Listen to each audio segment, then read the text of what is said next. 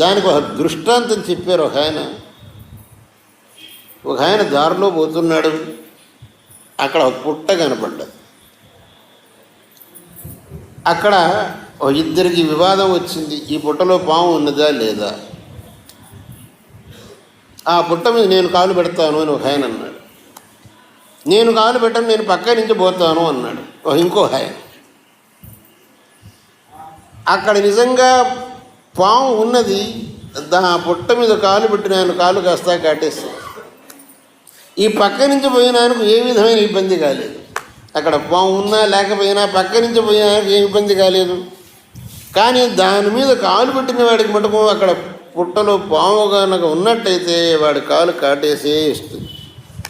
అదేవిధంగా సందిగ్ధేపి పరే లోకే కర్తవ్యో ధర్మ ఏవహి నాస్తి చేన్నాస్తినో హాని అస్తి చేన్నాస్తి కో హతః.